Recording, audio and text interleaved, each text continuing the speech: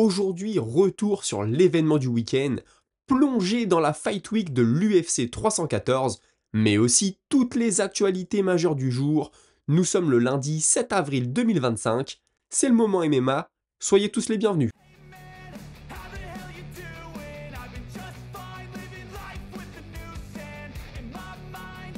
All I hear is music, watching your mouth move. Damn, you look stupid. I feel like everyone's a stranger.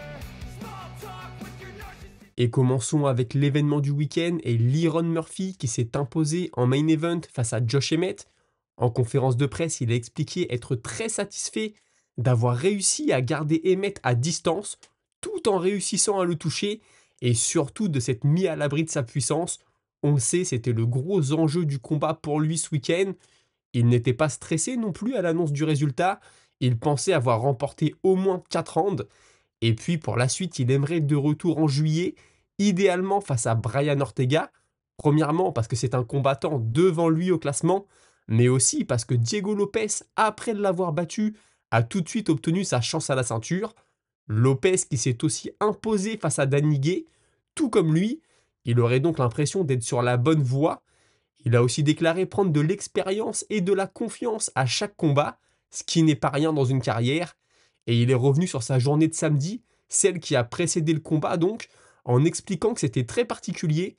Il n'a pas senti monter l'adrénaline comme il en a l'habitude avant une grosse échéance, allant même jusqu'à dire que dans le vestiaire, il commençait à s'assoupir, ce qui n'est jamais bon signe. Mais finalement, tout s'est bien passé pour lui. Espérons qu'il règle quelques petits détails afin que ce genre de situation ne se reproduise pas dans le futur. Ce week-end, on a aussi pu assister à la performance XXL de Pat Sabatini. Si vous n'êtes pas fan de lutte et de grappling, vous n'avez peut-être pas apprécié, mais c'était quand même très fort. Lui, après le combat, il a expliqué que c'était très bon pour sa carrière d'avoir battu un combattant aussi dangereux, qui a battu Lopez pour le coup. Lopez qui aura sa chance ce week-end, je le rappelle, à la ceinture. Et Lopez surtout est le dernier à avoir battu Pat Sabatini. Il y a donc une petite histoire qui se met en place, même s'il est encore loin, bien sûr, lui, d'obtenir sa chance. Il estime aussi être le meilleur grappleur de la catégorie. Il a une grosse base en lutte, en jiu-jitsu brésilien, mais aussi en sambo, ce qui lui a permis de se créer un style unique, très difficile à apprivoiser, à approcher pour ses adversaires. Et puis à la fin du second round, il a son coach qui lui a fait remarquer que son adversaire avait énormément de mal à rester debout, qu'il commençait à avoir du mal avec son cardio, et donc il savait qu'il fallait, s'il voulait assurer la victoire, maintenir la même pression que dans les 2 premières reprises. Il sait aussi qu'il est sur la route du titre, mais que maintenant il doit s'entretenir avec son agent, avec son manager, afin de mettre en place une bonne stratégie et de prendre les bons combats, ceux qui vont le rapprocher du titre, bien sûr.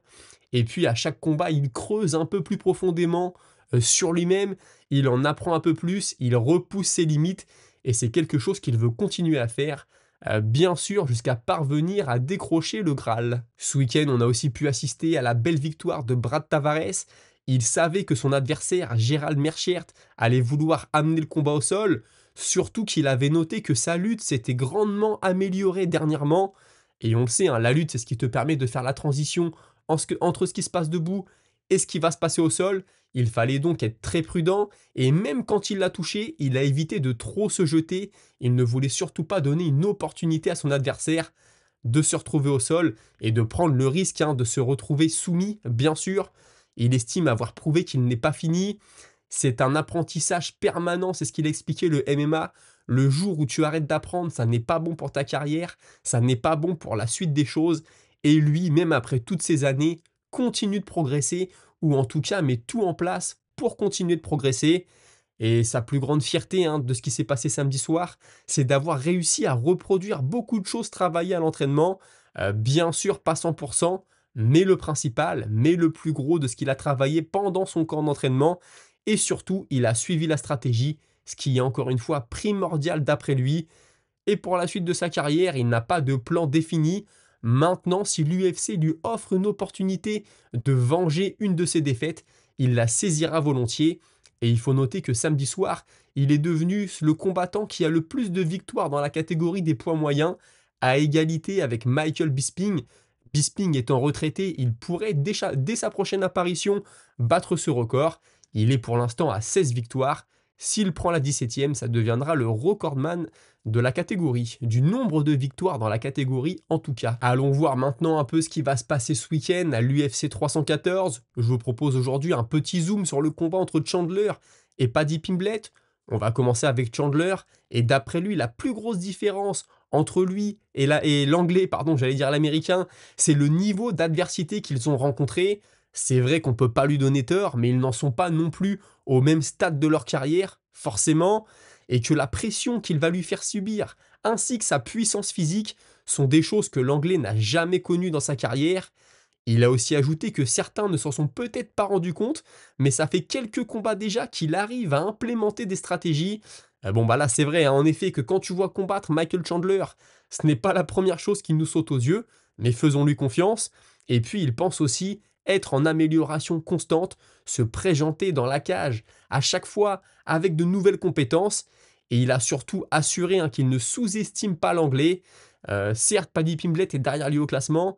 Certes, il est beaucoup critiqué pour son style, mais aussi pour son trash talk. Mais lui, ça ne fait aucune différence. Pour l'instant, il est concentré sur lui et fera tout ce qui est en son pouvoir pour le battre. Il est aussi revenu sur la situation très particulière dans la catégorie. On ne sait pas ce qui va se passer. Il y a beaucoup de prétendants. Ça peut aller d'un côté comme de l'autre. Lui, bien sûr, avec une grosse performance, il le sait.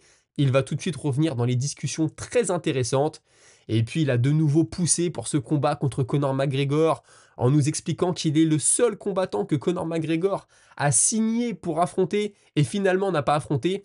Entre guillemets, c'est le seul réel forfait de McGregor. Donc, l'Irlandais ne veut pas se retirer avec ça à son palmarès.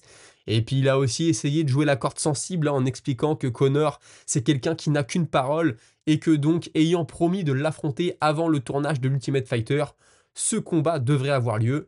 Je ne sais pas si c'est la bonne stratégie, mais en tout cas, il fait tout ce qu'il peut, Michael Chandler, pour enfin décrocher son gros billet face à Conor McGregor. Et puis Paddy Pimblett, lui, de son côté, il l'a concédé. C'est vrai, Michael Chandler a affronté l'élite de la catégorie, mais tous ont joué son jeu. Tous sont restés debout et ont été à la bagarre avec lui. Ce sera différent. Paddy Pimblett, il va se faciliter les choses ce week-end. Et puis de toute façon, il pense être meilleur que Chandler dans tous les domaines. Et d'après lui, toujours, la seule chance qu'a l'Américain de le battre, c'est d'envoyer un coup venu de nulle part, un coup très puissant qui viendrait le cueillir au menton et donc le mettre KO. Et puis, petite touche d'humour, il a conclu l'interview en expliquant qu'en effet, il est extrêmement sous-estimé dans la catégorie et que c'est sûrement lié au fait qu'il ressemble à un adolescent de 16 ans. C'est signé Paddy Pimblett, c'est ce genre de petite sortie, on le sait, qui plaît aux fans et qui fait que sa notoriété est aussi haute aujourd'hui, mis à part bien sûr ses résultats sportifs, qui même s'il a encore besoin de prouver à l'UFC, il a quand même pour l'instant enchaîné les victoires. Et puisque je vous parle de Paddy Pimblett, Michael Bisping pense que s'il bat Chandler ce week-end, il ne sera plus qu'à un combat d'avoir sa chance à la ceinture. Et au vu de la notoriété de l'anglais, je pense que l'ancien champion a raison. Michael Bisping, vous le savez, il commente les événements aujourd'hui. Sachez qu'il sera rejoint ce week-end par Dustin Poirier, qui, à défaut d'avoir son combat d'adieu annoncé, sera au moins à la table des commentateurs. Et puis pour en finir avec cette UFC 314, faut savoir que Volkanovski, ce week-end, ce sera son 10e combat consécutif pour une ceinture. Tout ça depuis 2019. On le sait qu'il est très actif, mais ce chiffre est assez impressionnant. Le Brésilien Caio Borralho nous apprend que la date, le lieu et son prochain adversaire, c'est fait, c'est signé, il sait qui ce sera, mais il ne peut pas encore le dévoiler. Jailton Almeida, la semaine dernière, on parlait d'une rumeur qu'il l'envoyait combattre Alexander Volkov. Volkov avait dit que c'était faux, qu'il n'avait rien à gagner en acceptant ce combat. Aujourd'hui, on a le Brésilien qui lui répond « Parler de moi ne te fait pas avancer au classement. Curtis Blades m'a battu et ensuite a combattu pour le titre. Tout le monde sait que je suis un combat très difficile. Donc si Volkov me bat, il va très certainement avoir sa chance à la ceinture. Mais la vraie question, c'est est-ce qu'il croit vraiment pouvoir me battre ? Ce combat, je pense qu'il ferait quand même de la logique dans la catégorie. Pour Volkov, il faudrait être très vigilant parce qu'au sol, ça va être très compliqué contre Almeida. Maintenant, on a vu des mecs comme Lewis ne pas se faire soumettre. Une fois debout, Volkov peut mettre n'importe qui en difficulté, bien sûr. Je pense que c'est en train de se mettre en place et que c'est peut-être le prochain combat qui nous attend dans la catégorie des poids lourds. Movsar Evloev, on le sait, il attend son combat pour le titre. Sportivement, je pense qu'on peut dire qu'il a tout fait pour l'obtenir. il n'est pas le prochain. Il a eu un combat, il a eu une offre en tout cas pour le 17 mai. Lui acceptera tout ce qu'on lui met en face. Est-ce que ce sera pareil du côté de ses adversaires? On ne sait pas. Il attend Ortega, il veut affronter Ortega. Ça fait 3 mois qu'il pousse pour ce combat, mais il n'y a pas de réponse de l'autre côté. Et la rumeur l'enverrait combattre et accueillir Aaron Pico, ancien combattant du Bellator, devenu le PFL. Et donc ce combat pourrait avoir lieu le 17 mai prochain. Ben Askren, ancien combattant de l'UFC, nous donne son avis sur la situation actuelle chez les poids coqs, mais surtout pour Sean O'Malley. Et d'après lui, c'est une erreur que fait l'UFC en organisant tout de suite la revanche, parce que si Sean O'Malley s'incline une nouvelle fois, sa notoriété va plonger et l'UFC va perdre un potentiel gros nom. C'est pas faux, peut-être qu'il aurait été plus malin de la part de l'UFC de faire combattre Sean O'Malley contre quelqu'un au style qui l'arrange un peu plus avant enfin de prendre Merab Dvalishvili. Mais vous me direz que dans la catégorie, à l'heure actuelle, dans le top de la catégorie en tout cas, il n'y a pas de combat facile. Une annonce de combat maintenant, Brandon Royval contre Manel Kape. Le vainqueur de ce combat sera-t-il le prochain à avoir sa chance à la ceinture? Je ne sais pas, ce combat devait déjà avoir lieu au mois de janvier si je dis pas de bêtises. Brandon Royval avait souffert d'une commotion cérébrale et avait dû se retirer. Ce qu'il a expliqué, c'est que la commotion était tellement sévère qu'il avait même du mal à faire des phrases. C'est pas donc un petit KO reçu à l'entraînement, c'était vraiment quelque chose d'assez sérieux. Et puis Manel Kape, de son côté, lui, est revenu il y a quelques jours sur son combat, donc contre Almabayev. Quand Royval s'est retiré, c'est Almabayev qui lui a fait face. D'après lui, le premier coup de poing qu'il lui a envoyé a énormément surpris Almabayev. Il ne s'attendait pas à une telle puissance de sa part. Il pense aussi que cette histoire de high poke n'est qu'une excuse, que de toute façon il dominait le combat et que ça n'a strictement rien changé. Il estime aussi aujourd'hui être beaucoup plus concentré sur sa pratique du MMA. Il manquait par le passé de discipline. Maintenant, il passe plus de temps à la salle. Il a arrêté l'alcool et pense être protégé par Dieu. C'est quelqu'un qui est devenu très religieux et ça l'aurait toujours, d'après ses dires, beaucoup aidé. Il pense mériter un combat pour le titre, pardon, alors que tous les autres dans la catégorie jouent la sécurité. Lui a toujours accepté d'affronter tous les adversaires que l'UFC a mis sur son chemin. N'ayant pas pris trop de coups contre Almabayev, il était prêt à revenir très rapidement dès le mois d'avril. Finalement, ce sera le 28 juin pour l'International Fight Week. Il y aura une très belle exposition. Concernant son premier combat contre le champion Pantoja, Pantoja n'était pas champion à l'époque, je le rappelle. Il pense que si le combat avait été en 5 rounds, il aurait pu s'imposer parce qu'il est le genre de personne qui monte en puissance au fur et à mesure des rounds.